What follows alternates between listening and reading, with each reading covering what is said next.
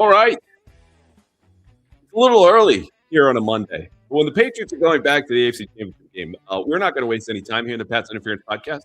It has nothing to do with the imminent kickoff of the national championship game of football, and nothing to do with Mike Giardi and I wanted to crack into a beer on a Monday. But if it did, could you blame us? No, you couldn't, because this is the Pats Interference Podcast, maybe our 20th Monday doing this with the live show as part of the quirky, quick-witted, and Quakerly, not really CLNS Media Network. Who would be the most Quakerly, the most Quakerist among us? Gosh. Putting you on the spot, I know. A little religion in there, not how you wanted to start your playoff victory Monday here. I got nothing. I'm trying. Catholic? Catholic? Nah. Is it Barth? Just by default? Oh, it could be Barth. Among us? It could be Barth. It could be Barth. Parents are Quakers. He's kind of like leaning out, but he's still got a little bit in. It could be Hines too, but he rarely speaks except on the podcast, so I can't give you a ton of information there. Tough one. You can't give me a ton of information about yesterday's win. 28-16. Again, Patriots are going back to the AFC Championship game because they beat the Texans in the divisional round game in one of the most violent games I've seen in a long time. And that got lost in the snow. It got lost in the Kayshon Boutte touchdown, which I have seen replayed a billion times today on Twitter. And I'm not complaining about, because I will watch it a billion times more when we're done. And the fact that, again, the Patriots are going back to a place, specifically Denver, where they played this game twice before in recent history, in a game in the AFC title game, which has all felt very familiar. And frankly, as I watch this, before we get to the nitty-gritty dad pod, let me have it, etc., I need you to talk me down, because I found myself in a very poetic, soft, frankly, place about just the history and the echoes and times and this happened and this. So you can either ground me or indulge me here about what this meant and how familiar it felt as far as, again, everything that happened yesterday and is now going to happen on Sunday, being one step from the Super Bowl. You know, as soon as I saw you tweet out the link to your story from last night, your column, I was like, oh, somebody's got the warm and fuzzies. And look, I have been there this season myself. You know, we've had these conversations. I mean, famously, just a few shows ago, you were ripping me for comparing the way Drake Maye played to the way Tom Brady did in the greatest Super Bowl that I ever saw, Patriots and Seahawks, which, oh, by the way, we could end up with a rematch. Just, you know, I mean, either way, if you get there, you're going to have one. I get where you're coming from. There are some similarities and some parallels to be drawn, but I would just say, to me, this team has sort of carved out its own identity as the years gone on. And while particularly sort of the defensive influence on the season in the last month or so really does kind of take me back to 2001 and the belief that you ended up having in that team as it went on, I just think that it's just such a different team. It's, you know, I know the head coach has some, obviously he was on that team in 2001 and was part of the building of the dynasty, but the quarterback is so remarkably different from a skill level in some of the things that he does on the football field and some of the personalities involved that I get it. I'm not saying you're wrong or crazy. I don't know. This team has a unique characteristic to me that I'm still trying to put my finger on. So you're grounding me. You're very, very casually, very gently bringing me back down to earth. Yeah, because I don't think you're crazy. And I've been at that point where I've said, like, wow, there's a lot of similarities between 2001 to me.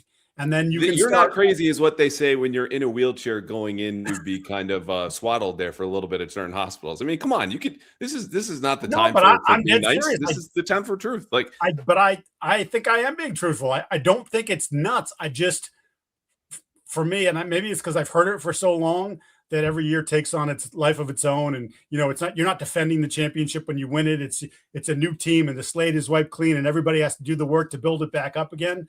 That this team has built themselves up into something that they deserve credit for, that the coaching staff deserves credit for, the belief that they had that maybe a lot of other people didn't have at various points during the season through all this stuff. I mean, some people, I came to it midway through the year, right? Other people came to it even later, waited until Baltimore, you know, and winning in late December to sort of come along. But I don't know, just I feel like it's almost disrespectful is not the right word, because anytime you be compared to a champion, that's not disrespectful. But like, they're doing this their own way, even if, yes, there are some common threads that you can pull at. So here are those threads before we go on, because I Yes. want to get to a big Tell talk the radio people. question and then get into the nitty gritty of the film before we get to Denver, which I think there are some surprises in store for people who want to hear us talk about Patriots Broncos on Sunday. But let's start with this. It doesn't help, as someone who's getting older and not thinking about the past and reflecting, that it's snowing the entire drive-in and then it snows the entire game. There's nothing that defines big games in Foxborough quite like bad weather. This goes to Brady's return with the rain. It goes to Belichick's farewell, where he's just buried in snow. And then by the Jets in that last loss, all the Colts games, et cetera, et cetera, et cetera. They had 4 picks of a young quarterback they thoroughly undressed and embarrassed. Like, the brains of the operation were Belichick. The heartbeat was Brady. The backbone was always defense. Defense is what's driving this now. This is not the Drake Maye and Friends show anymore. This is the Patriots defense paving the way, buying Drake time, saying, we got you. We're even going to score for you, as Marcus Jones goes back into the end zone somehow more than most, I think, of their offensive players.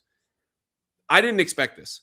I didn't expect this complete flip of their formula of, we're going to follow Drake Maye, the precocious MVP candidate, all the way back to the playoffs where no one expected us. We're going to go back to the place that no one, not even us, thought we would land in the AFC Championship game. And leading us there is a clever, multiple, disguising, blitzing defense where you don't know who's coming from where, except it's a collection of veterans that play well together, are selfless, and are really led by a secondary that finally showed up with something like 10 pass breakups. That all echoing, mind you, 21 years to the day that they did that to Peyton Manning. Very different quarterback, don't get me wrong.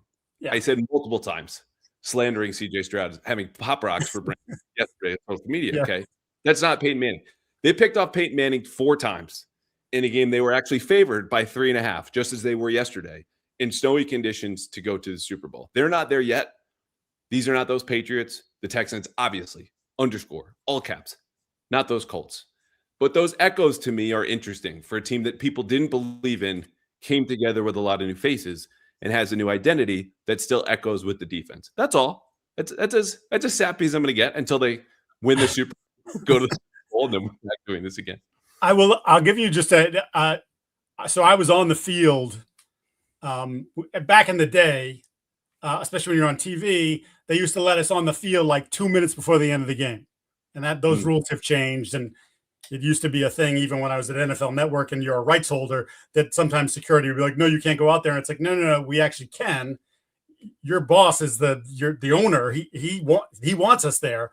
But back in the day, they used to let us go on the field. And so those last 2 minutes, you get a real sense for the energy. And there were a lot of close games in that tenure with the Colts and things of that nature. The Colts game in the snow that you are particularly referencing with the multiple interceptions was the loudest I've ever heard Foxborough, before or after.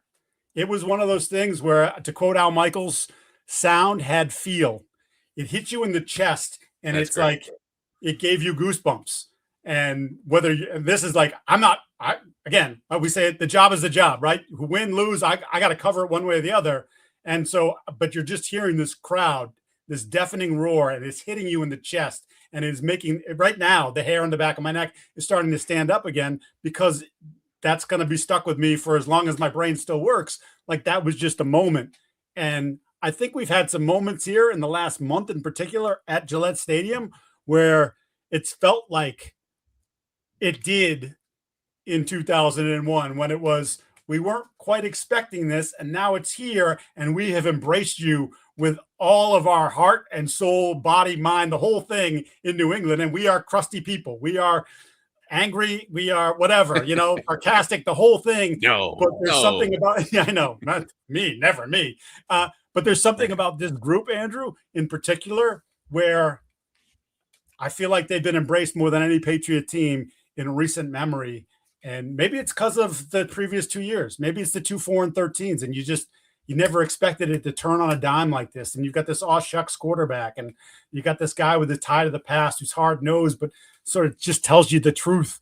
And I think they've just embraced it, and it's obviously it's working. They're winning a lot of football games, a lot more than we thought.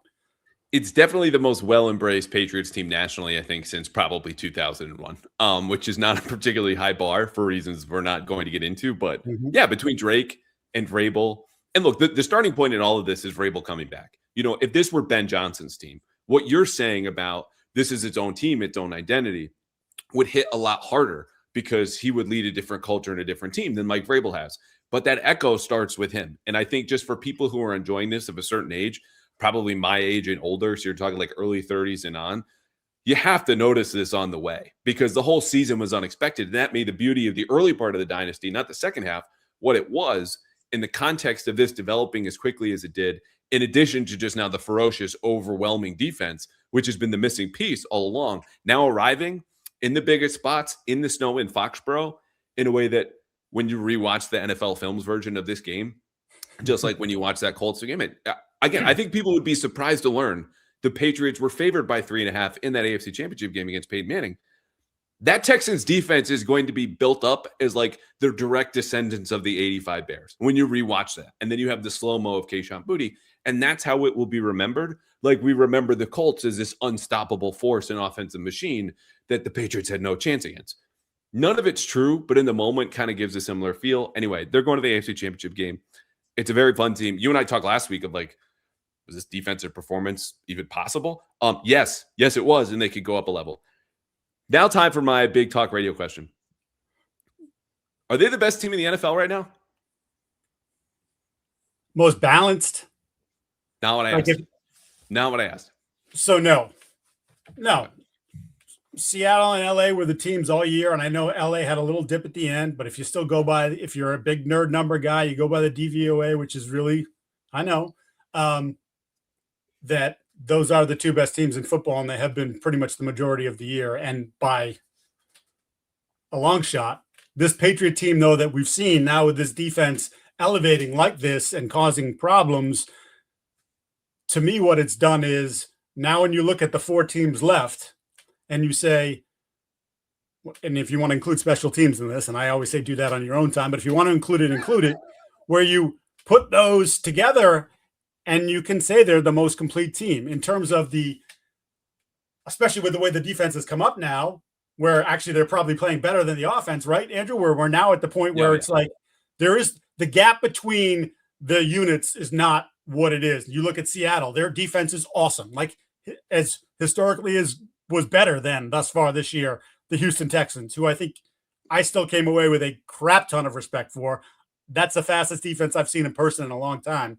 But the gap between their defense and their offense with Sam Darnold, and now Zach Charbonnet, a nice little piece in the backfield, torn ACL. He's done for the rest of the year.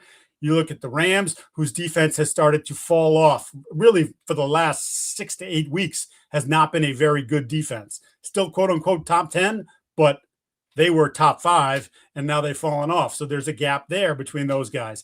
And obviously Denver, which their offense wasn't awesome to begin with, and now they don't have their starting quarterback, and we get to see Jared Stidham throw football in anger for the first time in 2 years, 3 years. What's the number? It's been a minute. You could tell me ever. I really have no memory of Jared Stidham throwing passes here, except for in mop-up duty, which of course it covered his entire career here. Don't get me wrong, but when there's a pandemic thrown in the middle of that, you tend to lose some games from the memory bank. I agree with you, and I think it's an interesting conversation nonetheless, because what it does is contextualize this Final Four that we have with them, Denver, Seattle, and the Rams. I think you have to just take Denver out of it because of this Stidham factor in Bo Nix. And even if you had Bo Nix there, I'm not sure the Patriots aren't favored by like 1.5 going into Sunday. Either way, you're taking them off the table. The way the Rams have played lately, barely surviving in Chicago, okay, it happens. The Bears just like lock you into some game from hell that's going to the fourth quarter every single week, whatever. The week before that, they barely survived at Carolina. They did. I know they scored a lot of points at Arizona. Who cares? Before that, they lose in a way that has Sean McVay going, I am the king of resting my guys. I'm going to set down my crown for this finale. And we were going pedal to the metal against the pathetic Cardinals because we have to get this right. I just don't trust them in a way that I did, frankly, for most of the season.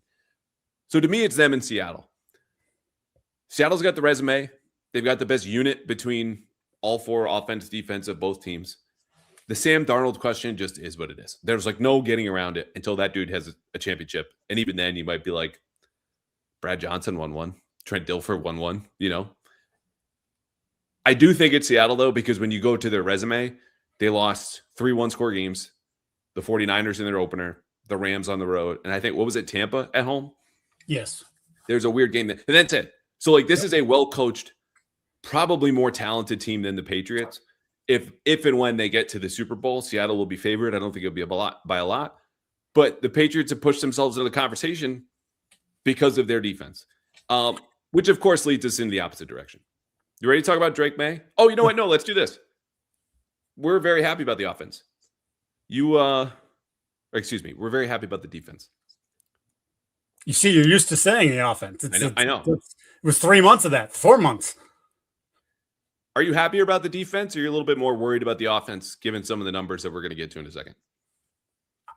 I have not been particularly overwhelmed by how the Patriots have played offensively in the last 2 weeks. It has been a slog. They've become, as I wrote today, more of a feast or famine offense than we've seen at any point during the course of the year. Once they turned the page against Pittsburgh, there it is, mark it down, 16-26 in the program. My gratuitous Pittsburgh reference.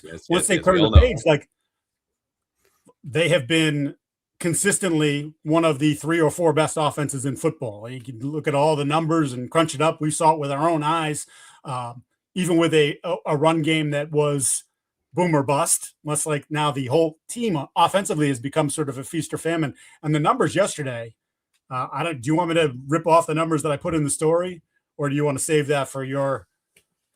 Well, let me just give you a couple, because we do these numbers every single week because they decide every single game ever played. Turnovers, the Patriots had 3. And let me say in the front end, I know the Texans numbers here, often worse, but we're talking about the Patriots offense, which had 16 points against the Chargers, a very good defense. The Texans, I've already called maybe the best defense in football. I get the context, but here are the numbers. 3 turnovers yesterday. A success rate of 33%. Mm-hmm. That's not scoring points. That's just, can you just stay on schedule and move the chains? They did that 1 out of every 3 times. 1 trip into the red zone, and a pressure rate of 25. That wasn't so bad, but again, resulted in 5 sacks. So that's 10 in 2 games. What do you have?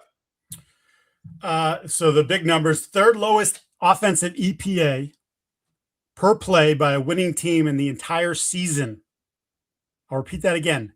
3rd lowest offensive EPA by a winning team this entire season. Week 18, Raiders over the Chiefs. And I believe it was week 9, the Jets over the Browns. So what are we talking about there? We're talking about 3 of the worst teams in football and a Kansas City team that was without Patrick Mahomes and basically said, nobody's playing. Anybody who has anything, a hangnail, you sit over here.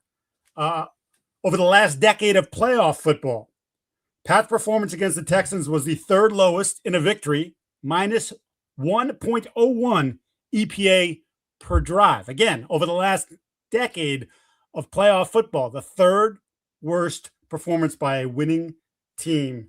15 drives on Sunday. Didn't record a first down on 9 of those drives. You know what they gained on those 9 drives when their average field position, by the way, was the 36-yard line. Not the 12, not the 18, the 36 on those 9 drives. 26 plays, 5 yards. Eek. So let me say again, because I can hear the typing on the other side of you, on the other end of the internet.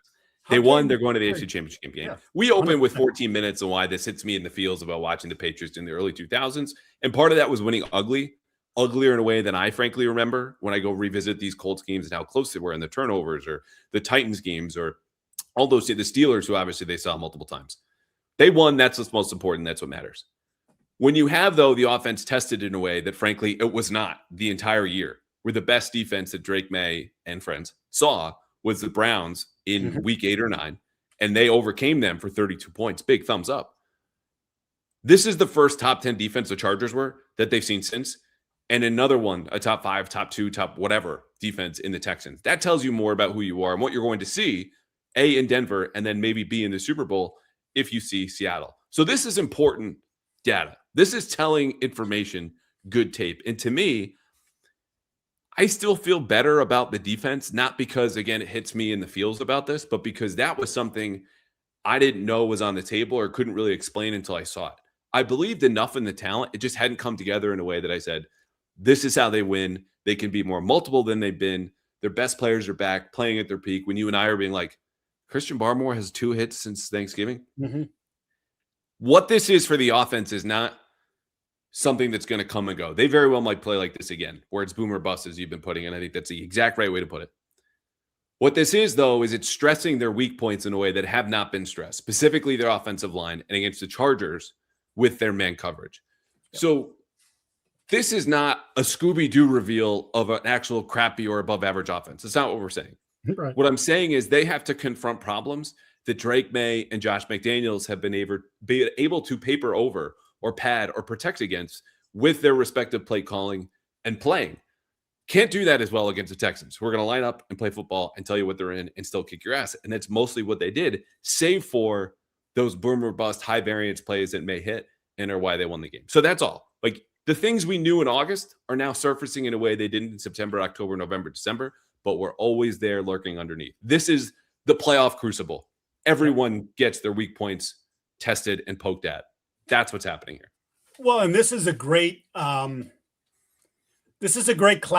for the people who have not been able to withstand the easy schedule, which historically it was one of the easiest schedules ever. There's a million numbers that back that up. I don't want to hear what about this team or that team. Doesn't matter. Yours was the easiest. However, in the postseason, your offense has to go through the Chargers, as you said, whatever they are, top 10, top 8, whatever it is. The Texans, first or second by pretty much every metric. Now they get Denver, another, at one point they were the number 1 defense in football. Again, falling off a little bit, but still a top 10 defense. And then whoever you get in the Super Bowl, would you be able to get there? You're either facing the number 1 defense in Seattle. And as I said, even though they haven't been the same team, statistically, what is a top 10 defense in the Rams? So if all said and done, and you manage to go through this and win a Super Bowl, you can tell people, well, first of all, you got a Super Bowl, so don't shove an asterisk right up your hindquarters because nothing else matters. You win, and Brian Windhorst said this about the NBA. But then you can also say, oh, by the way, our second-year quarterback with a rookie left side of the offensive line and all these little pieces that they just kind of put together. You're a stopgap for a year. You might be here for 2. We're not sure how we feel about this running back or this receiver. You can say you went through 4 of the best defenses in football by any metric you want to measure. And so that'll just be Lombardi here, but then there'll be that right there where the offense can say, they gave us our best, and maybe we weren't perfect, but we made enough plays to win the football games when it mattered. Yeah, they did. The schedule to me always pertained more to the defense. Like, I knew Drake Maye was good because the tape was good. The defensive tape, not always we dissected it. I don't want to talk about the schedule. I think it's the most boring, bad faith argument at this point. The ink is dry on it. We all know what it was. It doesn't matter now. They're in the playoffs. That's what we're talking about. Let me give you those 5 final stats, critical areas that define this game, and then let's get to Drake, because this tape was more boring than I expected it to be. And I don't know what to make of that aside from what I'm going to have for you in a second. Turnovers. These are the 5 critical areas. Patriots had 3. The Texans had 5. Big box check for the Patriots. Explosive play rate. 6.3% for the Patriots. That is lower than their season average. You know what's lower than that? 2.8% for Houston. Yeah. Holy shit, is that a small number? And there were 2 plays where they got explosives. Number 1 was a check down, 42-yarder is their second drive. They're in quarters. CJ Stroud just has all day, and Marcus Jones is in, I think he was in a hook zone. And just kind of comes up to rush him and contain him, and boop, goes over the head, 42 yards. Yep. Yeah, the other one was the completion to Christian Gonzalez. That's it. The Patriots successfully forced the Texans to drive down the field again and again and again. Couldn't do it. Success rate, to that point, 33% for both teams. Red zone efficiency, 1 of 1 for the Pats. Texans were 1 of 4. Sneaky number that kind of catches up on you. Part of that is short fields, whatever. Last one, defensive pressure rate. Patriots, 34%. Thumbs up. Again, there's a big split there when it was about 50% pressure rate when they blitzed and less than half that when they didn't. But the blitzing is working. It's just is what it is. Texans was only 24%. And this leads me into the context for Drake Maye, who I'll let you take it from here. I said it's boring. The Texans played boring schematically. The Patriots played boring schematically. It was our good on your good, and Drake Maye was not very good until he had to be.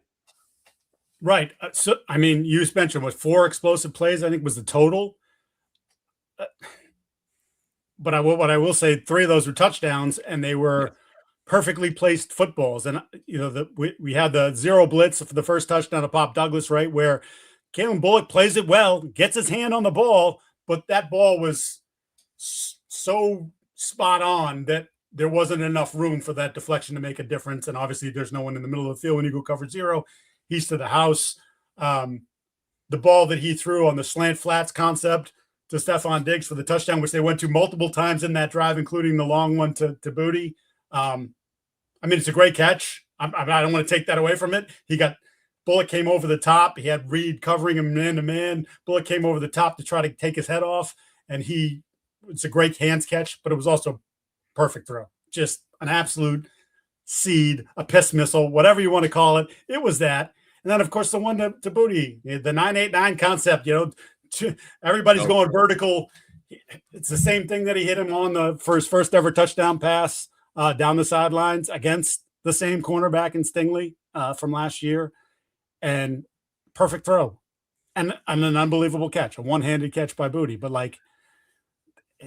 I think when we talked about this game and why I thought that the Patriots are going to win was I didn't think it would be easy. I thought their defense would do some things to you, and they did just by the turnovers and just their sheer will of talent, their sheer will and their overwhelming talent.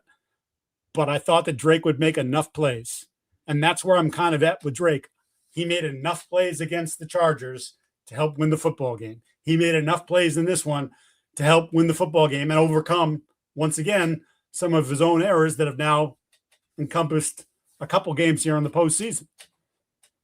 Kind of reminds me of a young quarterback who used to do just enough around his great defense and won a lot of playoff games. Maybe just a little bit.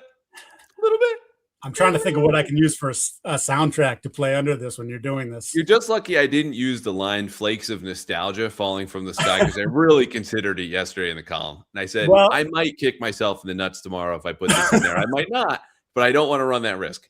So, as the game got on, and I was pretty comfortable, even though, it was still a close game, that they're going to win. I'm dabbling. Some things are coming in my head, and I'm watching this game, and I'm like, snow globe. And I started to work around snow globe a little bit. And then I was like, no snow globe. Don't do it. Erase. You know what? Maybe just cut and paste that and put it over here. Who knows? But I didn't column for me. There's one for everybody else, just like your notebooks that talk to each other back and forth. And then there's one for me. So you're absolutely right. And this is the way that we've been talking about the run game forever, right? Yeah. This is not going to be a down-to-down successful run game. They just need, when they swing for the fences, to connect often enough. See Adam Dunn, see Jack Cust, pick your whatever, Willie Mo Pena in a good year. That's what it needs to look like. That was Drake Maye, who, again, the raw numbers, if you don't want to believe me, 16-27, 179 yards, 3 touchdowns, biggest number I'm about to say. The pick, who cares, is Hail Mary. 5 sacks, I do care about that, and only 10 rushing yards. His accurate percentage was 65.4%. That was a season low, accurate throw percentage. And there were a couple missed layups at the feet of Henderson in the right flat, and then Booty on a curl to the left. Both were first half. Okay, it's a snow, but they were open. And you need to hit your layups against a team that's pressing you, which is basically what the Texans did. Hit a lot of go balls that were just a little off. Mm-hmm. And initially watching this, which again was part of the simplicity that I talked about. Josh McDaniels was not dialing this up, was not in his bag on Sunday. We'll get to what he did, and I think most of it was smart. But this, as you said, slant flat. There were some double slants in there. You're having some max protect, simple concepts, just play and go. I liked that he continued to throw deep because that is exactly where the dam was going to break for Houston's defense all along. And he didn't know if it was going to be Kyle Williams early in the first half where he misses one of those go balls. He throws another in that direction at Lassiter, who they just went after and only gave it one catch. It ended up being the one to Booty in the fourth quarter that we're all going to remember, partly because of that timing. But there's a world in which one of those go balls against a defense that gets aggressive on third down, playing single high and a lot of man coverage, where they hit it early, and they kind of take control of this game. But Drake didn't know when that was going to be. The only thing he would have known is if he had stopped shooting, to continue with the basketball analogies, he wouldn't have made any shots. And so to do that, he had to keep overcoming what were some inaccuracies downfield. So like that number, I don't like 65.4%. That's got to go up. Okay. But I understand why, given the difficulty of the throw and the thinking behind it of like, we just have to keep going. And he was 1 of 6 for 32 yards, a touchdown and a pick. Who cares about the pick on deep throws? And that one was much more important than the 5 that he missed. Yeah. And I like, so it's funny, the contrast. And obviously we saw CJ Stroud play a horrific game. What were you calling it? Pop rocks? Pop rocks for his brain. He gave pop rocks for brains and was sipping soda on the sideline. I said at one point, and because Patriot fans are fully back online on social media in terms of their defense mechanism, but I was like, I'm sure I've seen a worse played quarterback game than the one I'm currently watching right now, but this one's up there. And I was talking about Stroud. Had nothing to do with Drake Maye. This was me continuing watching CJ Stroud just make one god-awful throw or one god-awful decision after another. So as I was doing my charting for this game, because it was so obvious, I'm like, I'm going to just put BT next to all the throws that he makes that are bad throws. And I'm talking about like, I'm not even getting into the Drake Maye minutia of the Raiders game in week 1 when I was talking about the different decisions and I had him for 14 decisions I didn't like or throws I didn't like, where I'm talking about just, hey, put it on the right hip, not the left hip, like different things like that. This is not close. These are, you got Cade Stover's knee exploded because you threw a ball so badly at him. You missed a layup throw on the first third down of the game. Like just a simple, like, let's just, hey, or first play of the game, I should say. It wasn't even the first down, the play action boot. I had Stroud for 15 bad throws, people. BTs. 15. That's an absurd number. 47 attempts, 15 bad throws, 4 of them to get picked off. Drake, for all of his quote-unquote struggles, he had 2 bad throws. And I almost put a third down there. It was the third down conversion to Kayshon Boutte, where he ran the quick little out. And it looked like it nearly got picked in the game. It was the fourth quarter. But when I went back and watched it, I kind of think he did it to not lead Boutte into a defender. So you kind of squeezed it between 2 guys, and the safer throw was to put it here on the back hip as he came out of his break versus put him here, and then who knows if that guy delivers the hammer on him. So, I mean, even if you want to put that down as a bad throw, 3 bad throws out of how many dropbacks, like versus what you saw on the other side. So the turnovers were a problem. The fumbles, he's got to do a better job with that. The sacks, as you mentioned, but he didn't put the ball when he was throwing it, at least, into harm's way. So the really egregious play was that second drive where he doesn't step up into the pocket. This transference that we've heard from Ashton Grant, their quarterback's coach, of, okay, the 3-point plan for his development. What was it? Footwork, transference up into the pocket, leadership, check, all the way throughout the season. Did not check that there. And you could see the importance, by the way, of sending the edge rushers kind of around. They run the loop, right? That's where they're supposed to meet. If you're a quarterback, his job is to step up. He didn't, whatever. It really is just holding on to the ball. And 2 of the strip sacks that he had, I mean, the ones that Will Campbell gave up, because the other one was diving forward on a scramble, and that's on him, even though it was a nice punch out. Just happened like this. I mean, Will Anderson's get off in one of those was less than a half second. Like, I just don't know what you're supposed to do with that. You have to put Campbell down for a negative because he got beat and it was a strip sack, and but 3-step drop, you're getting rid of the ball. Like, he didn't pitter patter. The ball was coming out, and Will Anderson was on top of him so fast. It's just a great player making a great play. So I don't know. I think the word is probably pedestrian, which again includes the context of facing a great defense, but with a straightforward game plan and understanding some of these mistakes, one of which led to a touchdown, are just stuff that you can't repeat again. Though I guess he had some of these against the Chargers, but I don't know. I'm struck by feeling like I'm being forgiving, but also going, okay, well, what do I really want to hammer him on aside from those 2 missed throws in the first sack, which was really his fault and a bad play. Diving forward, okay, that's another one. It's kind of it. Well, I mean, so you can have the argument.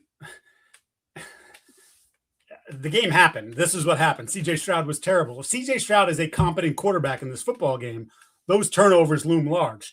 They probably cash in on some of that stuff. Like, I'm literally talking about just give me average quarterback play, which CJ Stroud did not give them. That was not only below average, I think it was well below average. And I would have, quite frankly, I would have gone to Davis Mills. I get the arguments for not doing it, but by God, I watched. So you're just saying if the Texans were able to exploit Maye's mistakes at just a replacement level, a normal standard backup quarterback, he's getting crushed a lot more than we're discussing now because his play is independent of that.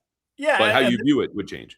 Yeah, the turnovers were pretty, could have been pretty backbreaking, and they turned out not to be because CJ Stroud was on the other side and he was incompetent. I thought their whole operation, quite frankly, from an offensive standpoint, wasn't all that great last night. And this is to take nothing away from the Patriots defense, who ended up getting so far into his head that, like I said, I would have gone to Davis Mills and said, you can watch the rest of this game, but I understand it's the second overall pick in the draft from just a few years ago. So, okay. Since we keep talking CJ Stroud, let's skip over the Patriots offense for now and let's just do their defense. Because again, that was the story to me. That was the major echo in time of how they're winning and how they're continuing to go on the playoffs. Setting CJ Stroud aside for a second, knowing he might be a harm to himself over there, but we're just gonna sit there and just wait. Yeah. I loved, like would do long distance with this game plan from Zach Core happily for like a full year. It was awesome tape to watch. And I get that they gave up 10 points at halftime. And I'll tell you, the first drive was a result of, again, that explosive play they gave up on a check down, coverage bust, whatever, extended play, didn't get home with 4. Then the touchdown happens, and it's a man blitz. Just like Drake Maye continuing to throw deep against Houston, knowing if I do this often enough, the dam is going to break. That was the attitude that Zach Core had with his pressure calls, which were not all-out blitzes all the time, by the way. This was a dial that he spun, which I don't know when that phrase is going to go out, but we all know what I mean by that. Just like a broken record. No one's using records anymore. No one younger than me knows. The vinyl did make a little bit of a comeback. That's actually true. Zach Core was spinning a dial that just finally slowed down like 10 seconds ago. Man blitzes, zone blitzes, simulated pressures with 4-man rushers, creepers, which are not simulated pressures in that they show blitz before the snap and then spin to something else. These are just, we're rushing for the combination you don't expect at all. Zone match coverage with their quarter stuff, regular man-to-man, and traditional spot drop zone. That was all in the first half.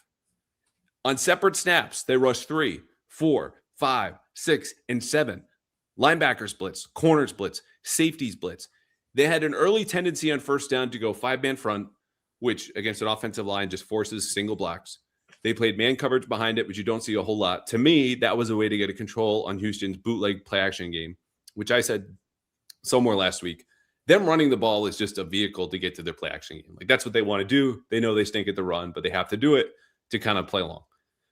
They got a handle on both immediately because the Texans offensive line is hurt and it stinks. But the way that they had structurally set up got them into a lot of second and longs where then it was quarters and then third down was just party time. I love this. Here are the last numbers, and these are for the whole game. Stroud against the blitz was 6 of 18 for 67 yards. The touchdowns, Marcus Jones made up for it. 2 picks. When he was under pressure, and this was the whole idea.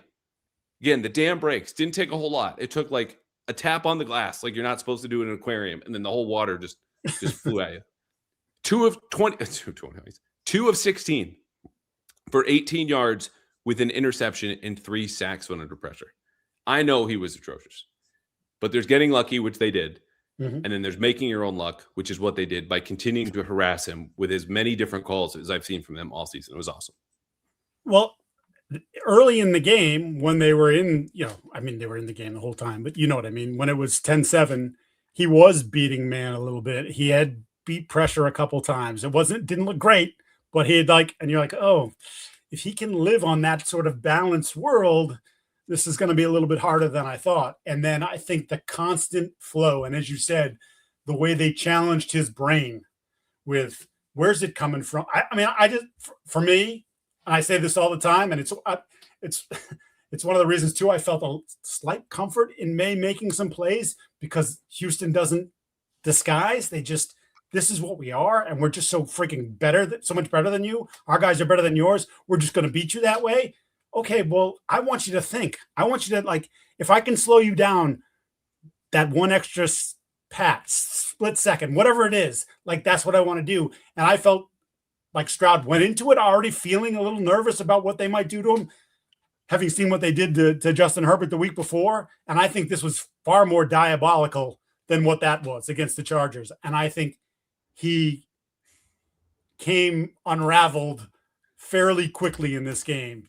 And when he unraveled, I know he had a couple moments in the second half, but by and large, he didn't get it back. His feet were constantly moving. Just like I was saying, the joke about the duck in the water on the top of the water, everything looks calm, doesn't look anything, and underneath the duck's going like this. Well, I'm like, CJ Stroud, you can see it with this whole body. The feet are moving, his head, shoulders, like he was just, where's it coming from? I don't know. I can't see it. And then eventually I'm either going to throw it to you, or I'm going to, take a sack, or I'm going to do 15 horrific throws over the course of the game. Okay. Part of that, as we all know, was Patriots defense, which I know you know, but I just want to recenter it, because he was horrendous. I just don't have much more to add to it was unbelievably bad decision making, horrible inaccuracy, and a guy that, if you're them, based on maybe that game alone, though we understand what happened at Pittsburgh early in that game, you go, I don't know if you can give you an extension. That's how bad it was. A multi-million-dollar decision, future of the franchise, direction of the franchise. We have to fix you before we even talk about the financials. The Patriots. This is a game that I have wanted to see for a while, not just in terms of the schematic diversity, though that was great. It was the force with which, I cannot pronounce anything today. Force with which they played in their secondary. And what I mean by that is not just the 4 interceptions, but all of the pass breakups everywhere. This was in zone, it was in match, it was in man. And you saw it with Craig Woodson had his first pick. Carlton Davis, first pick, was an awesome rep of quarters on the outside, carries the post initially, then passes it off, goes back to the sideline, is there for the replacement route, and obviously makes a spectacular grab. It wasn't just, we're going to be here, and if you catch it, we'll tackle you then, which had been happening a lot. This was, we're coming to crash down and squeeze routes. You mentioned CJ started to find a little bit of a rhythm, early second half, good things happen. What really happened there is they ran the ball. But the entire game, aside from that one drive to start the second half, they did not run the ball. And the Patriots didn't even have to bulk up in a way that was we're going to play goal line like they have to start certain games, because they just know they're overpowered from the get-go. Mm-hmm. They played nickel sometimes against the 6 offensive lineman looks. It's a shout out to Milt Williams, Christian Barmore, Kyrus Tonga, and let's get to the guy you and I really want to talk about, Christian Ellis, who criticizing his missed tackles and his play diagnosis was fair then, but feels like freaking forever ago, the way that he was so patient, waiting and watching Woody Marks try to pick a hole, and then trapping him in a way that you would a mouse in the corner of your house. Just met it immediately and had him down there. I love what I saw from him. He still flew around. It wasn't too patient. But the linebacker play, even when Spillane left for a little bit, just was there from start to finish. And it felt like Christian Ellis was finally maximized in all the talent that made them want to match the Raiders offer going back to the offseason, because that's a player that they saw. Yeah. The intelligence with which he's now playing and the comfort that he has in the defense, combined with his overall athleticism and speed, and now the violence that we've seen, which you go back to the Giants game, that's when it really popped for everybody, because of obviously some of the hits he laid on Jackson Dart and Gunnar Olszewski on the kick return. But it had started to come before that. You just, as a play here, it's Christian Ellis. I'm not, whatever. He has become really an integral part of that defense. Whether it was last week when he was spying Herbert at times, this week what he was doing, had a pass breakup that almost led to an interception down in the red area. I just think he's playing great football, and it's a credit to him for kind of overcoming as we talked about, the slow start and the inconsistencies, and a credit to the coaching staff for sticking with him and believing in this. They had a vision for the player, and the player has made that vision look like it was X-ray vision. They got it down. He's playing great football. I want to get you another one too, and I know you sort of have a structure here, but Anthony Jennings. Keon White was traded, and it was the fit and all these different things, but there was a certain lackadaisical nature to Keon White and almost an acceptance of well, this this isn't for me. They don't like me, or I don't like them, or the combination of the both. And they decided to move on from him. And there were points when he was gone where you would have been like, well, it would have been nice to have that body. I don't know if he would have been any better than what we had seen, but there was a stretch there where they were down a lot of people. Anthony Jennings had just shut his mouth. He's been on the trade block since as you reported, that was back in the offseason, the summer, to the deadline. They couldn't move him. Either they just couldn't move him. And you've talked about this, and we've had this discussion about he's sort of a niche player in terms of he's a run defender, and that's just not the way the game is not played that way anymore. Anthony Jennings has gotten a lot of run because of Harold Landry's injuries, and they managed Landry's injuries at the end of the year by sitting him out. And now they're managing him because, quite frankly, it's just the knee is not the same. He got 11 snaps yesterday, which for someone who didn't come off the field for the first 3 months of the season tells you all you need to know about the status of his body at this point. But Anthony Jennings is playing really good football, and he is giving them something in the pass rush. And he's not winning one-on-one stuff. Some of this is game stuff and things like that, but he's in the right place. He's making good plays. I talked to him briefly yesterday, and it wasn't even a Q&A. I just said to him, I don't know. He probably was like, who's this guy? And I don't care. But I appreciated his approach all season. Just put your head down and keep working and show up every day. And no one said a bad word about him. No one was like, oh, he's a malcontent. Nope. He's worked. He's played. He was inconsistent when he did get his snaps.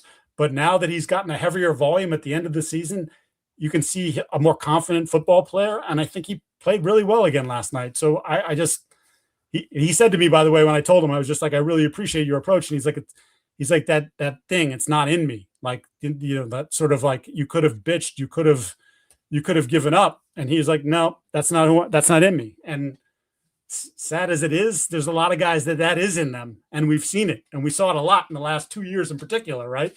Anthony Jennings ain't that guy. And he ain't playing like he did before, in terms of his snaps. And he was out there all the time in the last couple of years. But he's making his snaps count. So a lot of credit to him for being a true professional. This sounds sarcastic, but that was a beautiful love letter, a beautiful football love letter, and it's completely well-deserved. 2 pressures, had the sack, got banged up, came back. I think leaning into what he does have, which is his power. That is what gives him the edge-setting strength against the run. Use that as a pass rusher. You need a change-up. You need some other moves. He's just not going to have that based on his body type, but what he does have is working well enough. Hat tip to him. Couple more hat tips, and then we'll go back to the offense and then move on. Again, Craig Woodson had the pick. Just really good game start to finish for him, moving around. And that included blitzing, it included being in the box, included being single high, and they were, changing stuff against certain motions, which all worked. Christian Gonzalez, I didn't love this game from him, but that forced fumble was a type of physicality and ferocity that, frankly, you haven't seen from him all the time. And then the reaction piece was as big as I've ever seen him and as demonstrative as I've ever seen Christian Gonzalez. So he gives up 4 catches. You're like, 4 catches? Oh, yeah, 4 catches. Almost doesn't matter in the shadow of that fumble. And then the last one Tonga, we always give the Tonga shout out. But just the fact that they were resetting the line of scrimmage to have a stuff rate of 36%. Yeah. Anytime you wanted to run the ball 1 out every 3 times, just spike it instead if you're Houston. It's just unbelievable butt whooping. That's just what it is. It's very basic football. We're here to kick your ass, and they did. So yeah, you said the offensive tape was boring. The defensive tape was so not boring. And one of the things that I just love about it, and this was funny because I was watching Houston last week and in preparation for this game, and marveling at how many times 5, 6, 7 guys are around the football, even on plays on the perimeter. You're like, God, they're just they're everywhere. The Patriots were that last night, whether it was on the perimeter, but particularly obviously with the inside stuff with Marks forcing him to cut back. There was a lot of penetration early on where he couldn't even go to where he wanted to go, had to cut back, and then guys were filling in. It was very much the wall that Mike Vrabel talked about, the wall that we praised for 8-9 weeks when they weren't giving opposing running backs, more than 50 yards in a game. this was that's that team again right there. So, and it'll be important, obviously, going on the road, because we know with Jared Stidham at quarterback, they're going to want to do a little bit of that. Yeah, they did back off. They didn't blitz as much in the second half. Part of that was playing with the lead, but you saw some more cover two, even a snap of two-man, which I could not tell you or remember another snap of them playing two-man this entire season. But just really well coached, connected is probably the best way to put it, especially in the back end. And with the timing of some of their pressure stuff, which again, they got beat. The one touchdown they gave up was a man blitz, but Christian Kirk, as I said last week, is 6'2". Marcus Jones is 5'8". Why wouldn't Houston go at that matchup in the slot? And they did, and they scored, but that was it. So really, really well done. Only played man about a third of the time, mostly in nickel, a little bit of base, some dime, and then a tiny bit of goal line, but that was it. We did not do our offensive notes. I kind of want to breeze through these two because we have studs and duds in Denver and some stuff to get to. Are you down with that? Yeah. Okay. All right, you lead off. I thought Morgan Moses actually played a pretty good game. Yeah. All things considered, right? I mean, there was the one he was responsible for was that the first turnover, first fumble? Not the turnover, but first fumble. Yeah. But other than that, I thought he played a pretty good game. Now, obviously, they had a lot of problems, and we'll get to that on the opposite side at tackle. But I thought Morgan Moses, although there was one play, and I think it was on another fumble, maybe. Did you see when he got hit in the back? He stayed down for a second, but like, that's a dude that doesn't show pain. And he got hit. It was kind of friendly fire, but then it was a defender came into his back. It wasn't even I thought it was his legs initially, and he got hit in the back, and he like right away went to the back, and he stayed down for a second. So I'll be curious to see, he was happy in the post game, and he obviously finished the game, but I'll be curious to see if his 34, 35-year-old back, how that feels on Wednesday when they have to get back out to practice. I do remember him being down because he missed a couple of snaps. Yeah. I didn't rewatch it for today, just knowing what the end result of that play was, and it was also just a strip sack that you're just going, okay, there's not a lot of analysis that's needed here for me to fill in. I will say though, to that point, there were two big battlegrounds going into this on this side of the ball that we're going to decide basically the entire, I don't know, outcome, but like if the Patriots are going to win, they would need one of these two battlegrounds. One of those was handling Will Anderson and Daniil Hunter on the edges. Didn't happen. Like all those strip sacks, even if the pressure rate was 24%, the damage they did was as maximum damage every time they hit. And we saw that with the 5 sacks, the strip sacks, etc. The other battleground, though, the Patriots won decisively. And this was their wide receivers against Houston's man coverage. And someone, I don't remember who, was talking about a guy who had not played a lot in 2 months and really was good against man, but they needed to use him and probably should play. And then Demario Douglas, who was that guy, scores a touchdown on the second drive. And that was illustrative of two things. Number one, an offense that we have hailed a lot this season about using different pieces at different times to beat different opponents. Okay, there's enough talent here. It's not overwhelming, but like the menu is big enough that you can kind of cook up a lot of different things. And Maye was 7 of 10 for 100 yards and 3 touchdowns versus man coverage. If you told me that before the game, that they were going to win this particular battleground with Booty and Diggs and Pop Douglas, who all had catches versus man, I would have told you they win by 20. That's how shocking this was to me for an offense that had 1 catch versus man-to-man against the Chargers, and they don't play a ton of it. Okay, it's not a volume thing. Even by percentage, I think Maye was 1 of 6. Okay, and he also had 3 sacks, don't get me wrong, against Houston when facing man-to-man. But the fact that you could draw maybe the best defense in football, pull them to a draw, is a win for your offense. And that's why this happened. All 3 touchdowns were against man-to-man. And that was an area they had to win and did. Well, this would be the one instance, you were talking about McDaniels, he wasn't in his bag. And I agree. I thought it was a fairly standard game plan, if you will. That's right. I don't mean to insult him, but that's, just like we've seen him cook up some different stuff, and there wasn't a lot of that exotics in this game. But on the two of the touchdowns, you got a wide receiver, in that case, the little fella in Pop Douglas on a safety, 1-on-1. And the safety wasn't Jalen Petrie, who was basically their nickel corner, but he plays some safety for them as well. This was Kalen Bullock. It's a bigger, longer, and he's a very good coverage guy. He's one of the guys that I was talking about last week I think they had 3 of the top 6 guys in quarterback rating against, which again, whatever. It's just a number and a metric to sort of give you a sense. And I'm sure it can, whatever. You know what it is. But that's a matchup that I like. And granted, it was a close matchup, as we talked about. He got his hand on the football. But like, that's a matchup like when you're Drake Maye, and he actually had Stephon Diggs on the left side open in the flat for what would have been an much easier throw, pitch and catch, first down, move the chains. He took this play because he looked at it and goes, I got pop on a safety. I'm going to take that. And then on the touchdown to Diggs, where they run Diggs across the formation. They realize they've got man, but they've got Jalen Reed, a safety, on Stephon Diggs. Now, Stephon Diggs isn't A.J. Brown in his prime, or he's in Steph Diggs in his prime, but he's still pretty damn good. And so you're going to put a safety on that guy? I'm going to go there. And those were 2 instances where you got a matchup you wanted, and you took advantage of it and scored touchdowns. It was a matchup they picked on not as often as I thought they would, but I know there's a lot to consider here when you're dealing with, again, the best pass rush you've seen in a pass rush that's, stressing the weak points that you have at left tackle and left guard, though I thought Jared Wilson actually played pretty well. Mm-hmm. Because McDaniel's first answer, just to kind of merge the notes with the game plan piece of this, was to run about 75% of the time on first down. This was a physically, we're going to lean on you, we're going to try to wear on you, paired with a 30% play action rate. So you've got the physical piece, you've got the play design to kind of neutralize them. And to some degree that it worked. But when you do those things, it eliminates the targets that you could otherwise spend or invest or use on Demario Douglas and Stephon Diggs against safeties who are coming down in the scheme to cover the slot. They did it maybe a little bit more, but then again, you run the risk of all the strip sacks, which at the end, I even tweeted, hey, McDaniels is kind of turtling here as a play caller in the third, fourth quarter when they're backed up. I don't care. Run, screen is what I want when you watch Drake Maye get strip sacked as often as he did. And I think they might even had a lead then.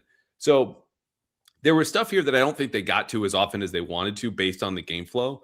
One thing they did get to that just didn't work, which was picking on Kamari Lassiter as a downfield target. Gave up 1 catch. It was the booty slam, went for 25.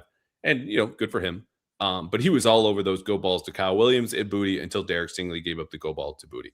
So, like, all of that comes together with a fairly straightforward game plan, not a ton of motion, very basic pass concepts. And they wanted to play them straight up, and it didn't go particularly well, mostly for Will Campbell. Is this something that worries you, or is this just like, man, Will Anderson's not a 1 of 1, but he's like a 1 of 5, and this is the game that shows you why? The Denver pass rush, Nick Bonito in particular. Nick Bonito has he has been consistently one of the guys that gets off the line of scrimmage as quick as anyone in the league. Like it's top 3, top 5, something like that. Double-digit sack guy. Their whole defensive line is really good. But when it comes to Will, it's been a tough 2 weeks. Played better talent, played guys that have taken advantage of the length a little bit. The speed has obviously been a problem for him as well. And look, he came back from the MCL, which was a serious injury that normally takes 6 weeks. He was back in 5. He's not 100%. That's no excuse. You're out there, right? We can't just, he's got you don't say to Will Anderson, hey, our guy's got an MCL. Can you just, hey, he's at about 80%. Can you go 80% too to make it a fair fight? That's not the way it's going to work. It's certainly not going to work that way in Denver. If I'm Vance Joseph, their defensive coordinator, I'm putting Nick Bonito across from him as much as I possibly can. And I'm going to try to just wear him out. And the last 2 weeks, he's been worn out pretty good. Yeah. I have a couple more notes, and then we're going to move on to Studs and Duds, Dad Pod, Let Me Have It, and those Broncos. But first, I got to tell you, I made Prize Picks last week for this game.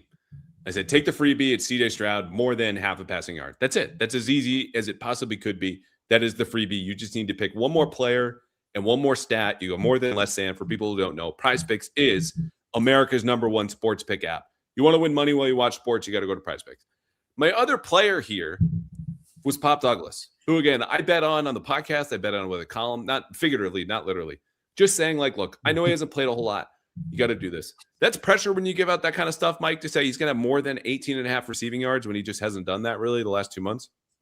It's even more pressure when your dad's like, oh, I think I'll fire up Prize Picks. Why don't I try? And you know what he did was download the Prize Picks app. He used code CLNS to get $50 in lineup. After he played his first $5 lineup, he used code CLNS. That was $50 in lineups for him after he played his first $5 lineup. locked in CJ Stroud, locked in Pop Douglas. And so I'm watching this game being like, oh my God, I've not watched or rooted for the Patriots in like God knows how many years now since I was a kid. This is a lot of pressure to deliver for like a financial impact on my family. Good news was I had done my homework, and there goes Pop Douglas for more than 18.5 yards on that touchdown in the first quarter. Boom, boom, boom. And let's just say you're a little bit worried that, you don't want to do 2 picks. You want to do up to 6, which you can do at Prize Picks. If your first 2 hit and you don't want to wait this weekend for football or basketball, the Celtics are playing, you want to pick a Celtics game, whatever, you can use early payouts because this is a new feature at Prize Picks. It's my favorite. You get 2 out of your 6, first 3 hit, whatever. You get in, you get out. Your hot start means cash in your pocket. But get in only if you download the Prize Picks app today. Use code CLNS to get $50 in lineups after you play your first $5 lineup. That's code CLNS to get $50 in lineups after you play your first $5 lineup. Prize Picks, it's good to be right. And let me tell you, it is good to be right on Prize Picks. One more, since we're talking about family. And because we do a segment about this every single week, that having a daughter has like really changed how much I think about work and football, which isn't to say not a whole lot. But look, you gotta think about serious things. And among those is like planning and moving, and we're house hunting. Life insurance is a biggie. And this new sponsor has come in at a big time, Ethos, to tell you that making life insurance and the process and the policy and the whole everything with it is actually fast and easy, because Ethos is 100% online. At Ethos, you get a quote in seconds, you apply in minutes, you get same-day coverage.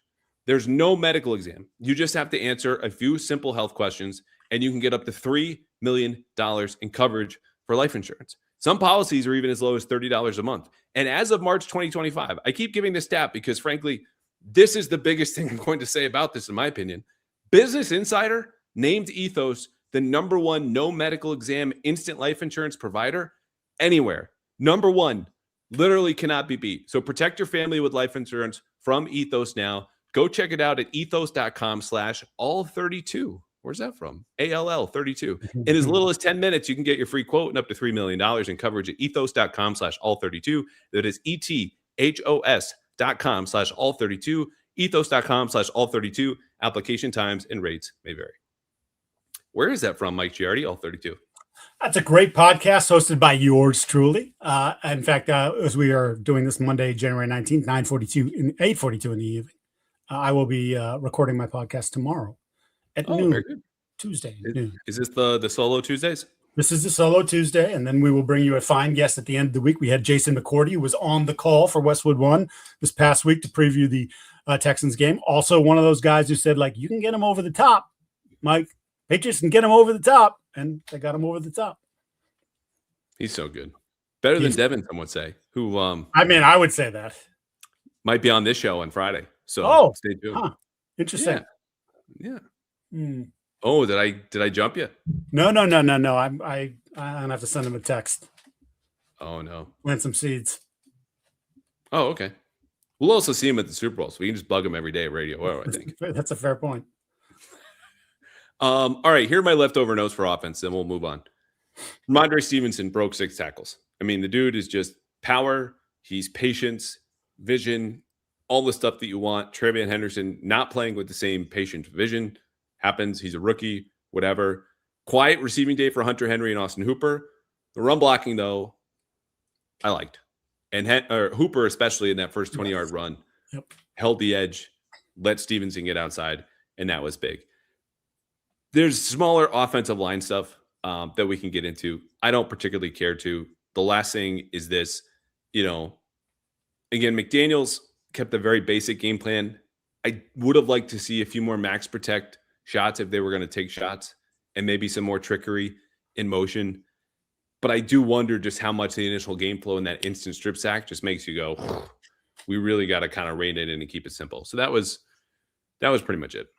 Yeah, I think the thing that they feared, right, happened, and it happened early, and it was like, okay, look, we're better than this team. We believe we're better than this team.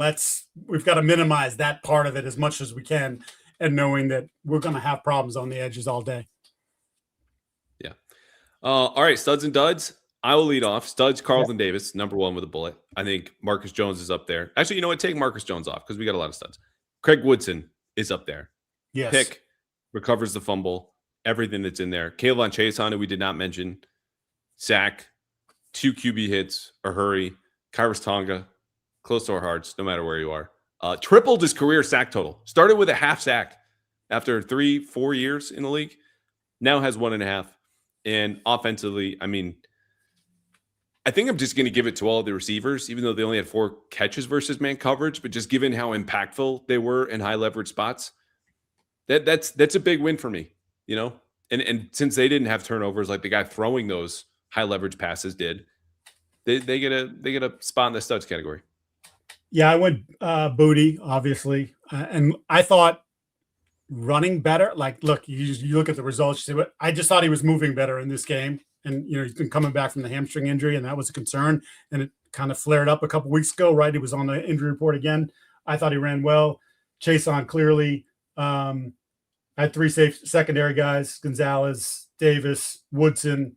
We talked about Christian Ellis, and I do want to give a shout out. I don't know that it's deserving of being on the studs of the overall game performance, but the way the right side blocked in that clock-killing drive, they went to the right side over and over and over again. It was Moses. It was Mike Nwenu. It was Thayer Mumford, although there was a couple blocks in there weren't great, but a couple good ones. Jack Westover had a couple killer blocks on that drive. So that series was you were talking about beauty. I could write a love letter to that series. I enjoyed that series quite a bit. Hold the ball for more than 6 minutes, get it out from under the shadow of your own goalpost while the game's still in doubt.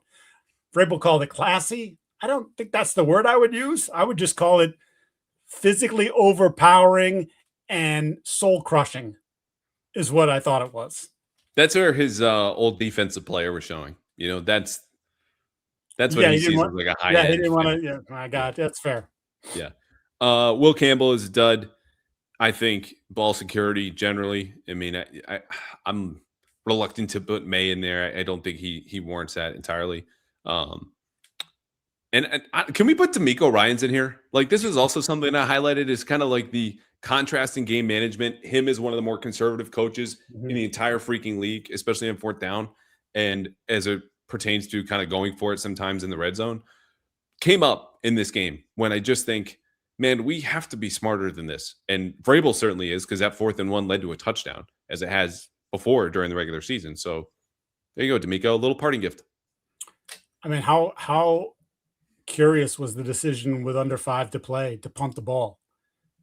Yeah, I think Vrabel even mentioned it today as one of those kind of like side, not like salty comments, but just like, thank you. Oh, yeah. Wow. Way to go, pal. I think they only had 1 timeout left. Like, you think you're going to get the ball back twice and score a touchdown? Like, you got to go for it there. Like, to me, that almost reeked of, we'll take the 12-point loss.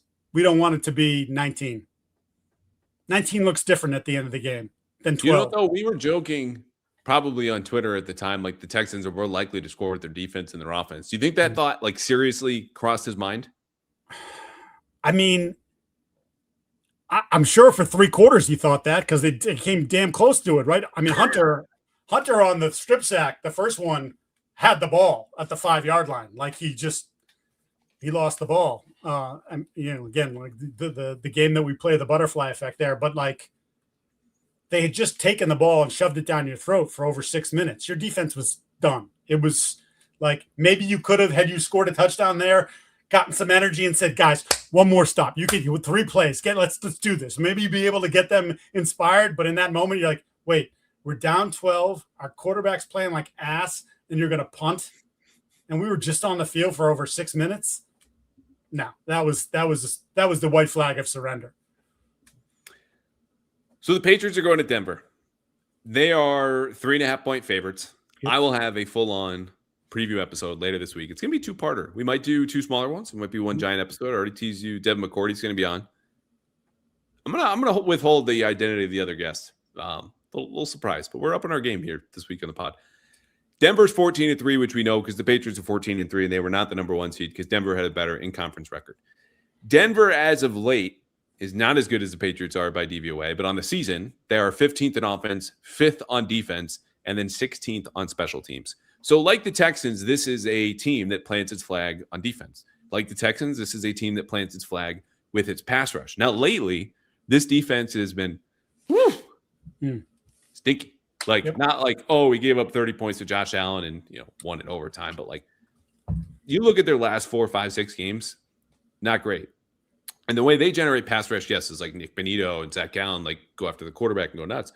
Vance Josephs plays their defensive coordinator, a high variance, a lot of blitz packages and pressures and all these different things in a way that is going to pose problems for the Patriots that, like, they're not just going to line up and tell you what they're in, but there are enough leaks that spring from the back seven that I think they'll be able to take advantage. The Jarrett Stidham stuff obviously is a huge question. The one part on the flip side that I'll mention is this will be the best offensive line the Patriots have faced maybe all season, and definitely far and away, like a double-A jump in baseball to the majors, the best they've seen in the playoffs. So that to me is a battleground where it's like, how do the Patriots get around it? We know they've been blitzing a whole lot. If those get blocked up, your pass rush might be out of luck and Jarrett Stidham has time. I don't know. We're getting ahead there. But aside from a good defense, it's a pressure defense. Their offensive line is an area that I think for now we're going to underestimate a little bit about how much of an impact it might have on the game. Yeah, it's a terrific group. And they played at a high level now for multiple years. This is in many ways, it's sort of like what the Bills have put together in Buffalo with their offensive line. It's the bedrock of who they are.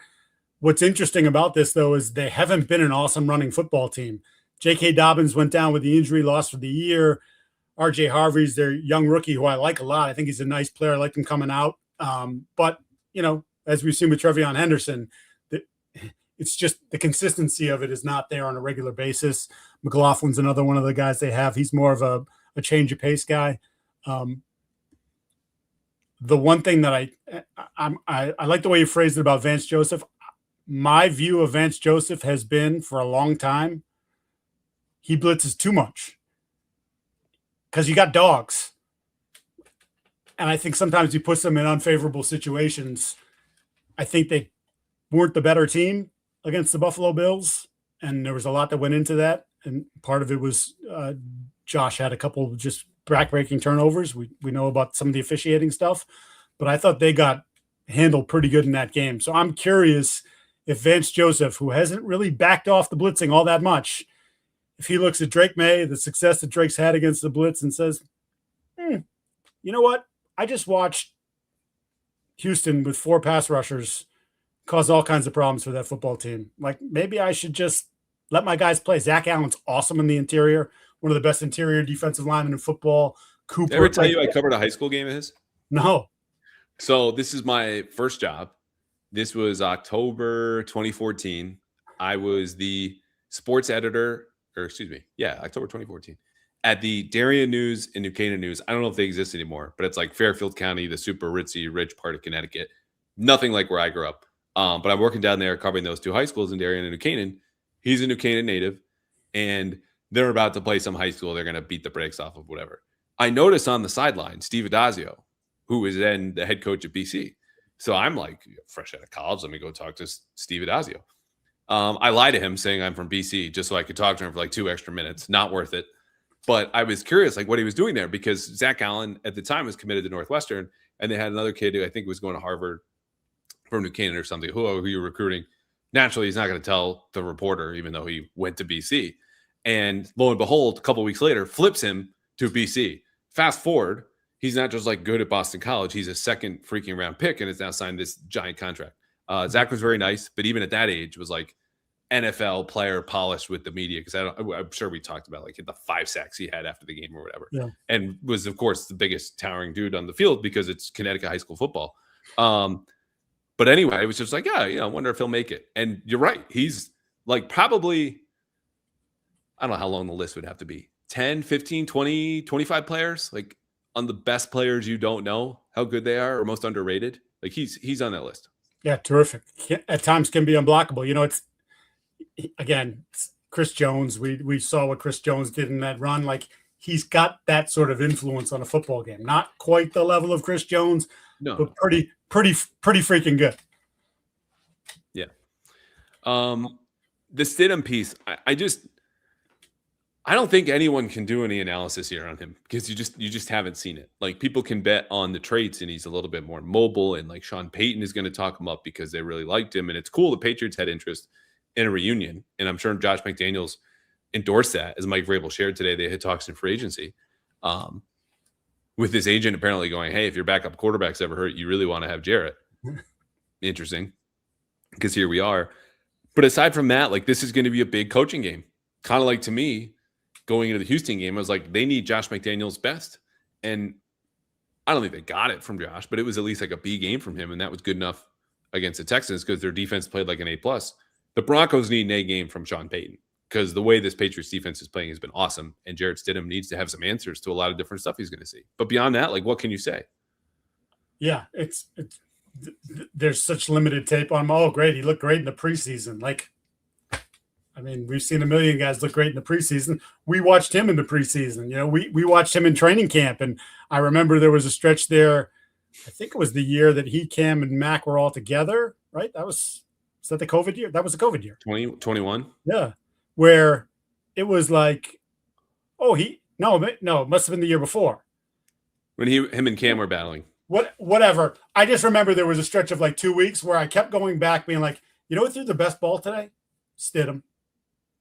Like, not consistently, but like that one throw every day, you're like, oh, crap, that was a great throw. Oh, Stidham. It was Stidham. Like, he's got the ability. It just, he's never had the full-time opportunity. And this is obviously a huge moment from Nick Foles chiming in, by the way, with one of the great tweets. People in Denver are going through it, he said. I'm paraphrasing. But I hear the Patriots have a hard time with backup quarterbacks in big games. No one listening liked that you said that, but I respect it. It was pretty funny. It was a good tweet. Yeah. Two more small things on this. Number one is Carlton Davis left with a head injury on Sunday. Don't know what his status is. If that's a concussion, and I'm Sean Payton, we now have an avenue to give Jarrett Stidham some easy throws, whether that's at Alex Austin or Charles Woods on the outside. No disrespect to those guys, but like you saw what Denver did the second Dane Jackson came into that game at the end of the half, at the end of regulation, and threw a touchdown over his head, and they tied the Bills, go to overtime, and then win. And they got the backup safety in that game too. The backup safety came in and bam, right over the top. So it's not a reason to be fearful, but like if you want to open some more paths for the Broncos to go win, Carlton Davis coming off the best game of his season and probably in a few years, not being available to play. Who knows? We'll find out Wednesday when Mike Vrabel tells us what his availability is for practice. Just something to keep in mind. The second thing was just like the altitude piece, which I know everyone's going to bring up and talk about. There's nothing they can do now. I am curious though how it affects special teams and if Denver really wants to lean into a field position game. Any Borregales, I think you have to trust at this point. But it's just something that's going to come up in a way that's like, oh, how are you going to breathe on the sideline? I don't know. They'll play football. They've done that for 4 months. But the special teams piece, like that really is going to be affected by, punts, kickoffs, all the returns, field goals. Like that to me is where it shows up and the strategy is a little bit more interesting. So, yeah, I mean, and to that point, the Bills had 75 offensive plays in that game or something ridiculous. And again, like I said, if you watch the game, they should have won the game. They were the better team. They had to come to altitude. They had to play that game. And they had to do it on one day less rest. They were a Sunday team playing on a Saturday. So they handled it just fine. I mean, it's not easy. I think everybody will tell you that they've lived through it. I mean, Dopey Me was out there working out in Colorado Springs when the Patriots were out there getting ready for their game in Mexico City a few years ago. And back then I'm running like 6, 7, 8 miles. Like, no problem. I went out there, I ran like 3 miles, thought I was going to die. Like, just, you feel it. You definitely feel it. Yeah. All right, Dad Pod, let me have it, and let's get out of here. So tonight I am not going to read lyrics from a song that sucks that my daughter loves because it makes her fall asleep, and no other song makes her fall asleep except for this song that sucks. I'm going to tell you what I was watching the Niners Seahawks game, because we're still staying with my in-laws, more space, more time, more help with the baby as I commute to and from Boston, just because it's playoffs. I have my daughter in my lap. It's just me and him in a dark room watching, me and my father-in-law. And all of a sudden, this sound like just pops and just cracks the silence. It is my daughter farting for 1 Mississippi, 2 Mississippi, 3 Mississippi, 4 Mississippi, almost 5 Mississippi. She just turned 10 weeks, okay? This is like adult gas coming out of her. And I think I need to change a diaper. So I'm like, oh, we'll go. All right, here we go. Time to go change you. So I get up, hold her. And my father-in-law looks at me like, are you seriously blaming that fart on your daughter? Like I had treated her like the dog did it and slipped in the corner. I go, no, honest to God, that was her. And lo and behold, get to change the diaper. There's nothing there. It was all air. And so I got to live with like momentary doubt of, are you this much of a lowlife to blame this on a sleeping 10-week-old? It really happened, I swear. But this was, I say, like cracked the silence in the air. This is not, I don't know, maybe overwriting, overspeaking, whatever. But it was jarring out of this little adorable baby of mine. So that's my only dad part. As a man, we tend to find gas farts funny, and when my kids would have gas, and when they were a little older, 2, 3, whatever, I would always say good one. So that became the running thing for like 10 years. Because of course, probably still to this day, because my son still enjoys walking by you and farting because it's funny. But yeah, for the longest time, it was like, oh, that was a good one. Yeah, good one. Like just kids would look at you like, good one, Dad. You're like, yeah, thanks. The old man still got it. He's got plenty of gas. Still got it. He would be in a wheelchair years from now, but as long as Dad can pass gas, he's still, quote, got it, end quote. Yep. Giardi household. Is that your dad pod? Yeah, I was going to say we did do, we got to do quick, we're looking for a couch, right? Need a couch, new couch. Daughter and I want lazy boys. Being overruled, but we want lazy boys. So when we're looking for couches, we disappear. We find the room that's got all the, like we're trying them all out. Like, oh, this one has back massage. It's got heat. You can plug your phone in. It's got a drink holder. It's not going to happen. But like we literally tried 50 different chairs. Oh, Dad, this one's better. You got to come over here. You got to try this one. I don't like the way this one it pushes my head. No, this one. Oh, look at that. What that does for the lower back support. Fantastic. I like that. I think I'm going to win on the sectional whenever we do get this house and finally move into our own space and I'm not commuting. Well, I will be commuting probably far then. But anyway, so that's your wife then overruling the two of you. Yes. Man, that's tough. Would 3-1 do it if your son joined in? No. Oh, that sucks. That's tough. You pick your battles. Yeah.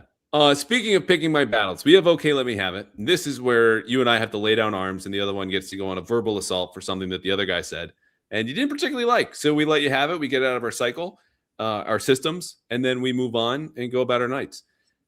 I had a listener submission for this, for you. Wow. Said, can you do this for Okay, Let Me Have It? And it is a picture, not from this past game, not from this past month, not even from the season. This is from the summertime that our pal, Mike Reese, tweeted out of Will Campbell during a scrum in training camp. And I don't know if we have it for the YouTube audience, so I'm just going to start describing it anyway. Will is standing in front of this backdrop that they wheel around. It's just got like the Patriots and then some logos and some sponsors and whatever. You can see a small semicircle around him. And Mike Reese, who took the photo and tweeted it, is sitting down straight ahead of him.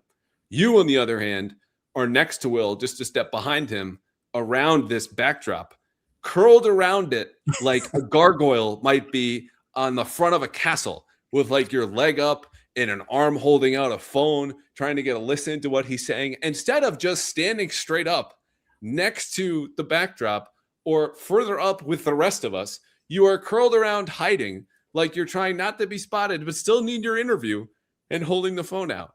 I can tweet the photo after this because it doesn't look like we have it for the YouTube audience. But someone wanted to know why you were doing it and wanted it for this segment. And I don't have the handle. I put it and must have deleted it in my notes. But here it is. So I've let you have it. Now I've asked a question. What was going on there? I actually told Doug Kyde this because, of course, Mark Daniels, Doug Kyde, several people on the beat jumped in on this. And then there were a few people, a couple with crass comments on social media. I know that would shock you. I told Doug I remember exactly what was going on that day. I was in pain that day. Oh. It's a true story. I Don't was make like us feel literally jerks now. Come on. no. It's not because I'm like, by whatever, just because I'm old. And so you sit on like we're on the hill, so you're at kind of an angle, and you're sitting there. And I don't know what day that was, but it felt like it was multiple days in. But I remember in particular, like I think all my leg muscles were like in knots. And so if you look at that picture, I am like stretching the calf, I'm stretching an ankle, I'm stretching a quad. Like, and actually, if they ever videoed these things, like if they ever video Vrabel when he's talking and they had the side shot, I'm in this little door always, and invariably I'm stretching in the doorway, like because I'm a tight, muscular human being. I'm not muscular. My muscles are tight, is what I'm trying to tell you, and I'm constantly sore. So, do you not have time to stretch like any other time of the day? You stretch all the time. It just like I'll be sitting there and be like, "Ow, it hurt," and that was one of those moments. I will tell you, 100%, I was in pain that day. Not I'm sorry you were in pain. Just next time, stand out of the shot. How about that? We'll that's my spot. I'm always in that little corner spot. Always. The only thing I was going to say about your program today was how you started off at the beginning talking about Quakers, and you just like we were talking about Quakers to begin the show, as we were talking about who would be just because you did your thing with the CLNS, the Qs this time, and we were Quakers, and I was like, we don't have anywhere to go from there, so just get to football for crying out loud. Fair. Sometimes I like those oddball swings, but you are right in that this one in particular was just Q words were today's description of the CLNS Media Network, which I have to mention every time. I don't like to mention every time. It's nothing against the CLNS Media Network. I just am going to have my fun with it instead. I think we landed on the right answer, though. If anyone came from a Quaker family, I think it'd be Alex Barth. He's very nice. Yeah, I know. It's true. I think we got it right. It took us a little while to get there. I don't know if it was that long. We'll rewind the tape. All right, it's time to go. Patriots are back in the AFC Championship game. I'm glad you chose that, by the way, instead of my syrupy, sappy comparisons to the early Dynasty days with an early Dynasty player. I told you I didn't hate it. I know, but didn't hate it is like, no, but what do you think of the new girlfriend I brought home? Oh, I didn't hate her. Okay. Like, what? I think I said that about my son's first. No, it was his second girlfriend. I didn't hate her. She was all right. It was all right. I know where you're coming from. You're getting older. Now you got a kid. You're like, you got all these emotions. You got all these dad emotions that are happening now. I told you I was starting to write about snow globes. And then I was like, I can't write about snow globes. I'm starting to do the thing that every person does when they get older. And you look back with rose-colored glasses about when you were growing up or this happened. And you're like, oh, back in my day, this was better. And everyone who said this before my generation was wrong. Technology was better. People were living longer. Things are nicer. I'm right. I'm the first person in history to look back and say, back in my day, things were better, and I am absolutely correct. Not very happy with the state of the world generally, and I think that's totally fair, regardless of how you're living or what your beliefs are. But it's not great right now. So anyway, it's nice to be right. It's nice to be right at Prize Picks, where we're gonna have some more picks at the end of the week, and that pressure is gonna be on, man. It's my dad's money that I'm steering. I don't know how people do this for a living as like official financial advisors and money managers and what do they call it? Wealth management? Yes. Wealth advisors. Yeah. I have no wealth, so I have no advisors. It's just the pilot fish of the finance world. Let me swim close to the sharks and then just get like the little tidbits and just that's my job. That's what I do. Anyway. All right. I'm getting mean and old and cranky. We will be back, I think, next Monday. We might have a programming change pending if the Patriots win in Denver. If they don't, if they do not, we will delay this because you and I will have to do locker room clean out and some exit interview stuff and be back from Denver to do all that in Foxborough, which means less time to break down the film. If they do win, I think we'll do it on a Monday so we can kind of wash our hands of the AFC Championship game and then go on to the Super Bowl because that's all anyone's going to want to talk about. But we deserve to do this film. So anyway, tune in next week on Monday probably, and if not Tuesday, probably. And if not Tuesday, definitely Wednesday. How about that? I think that's fair. I think we've got all our grounds covered there. Cool. All right. Thank you as always, my friend. All right, brother.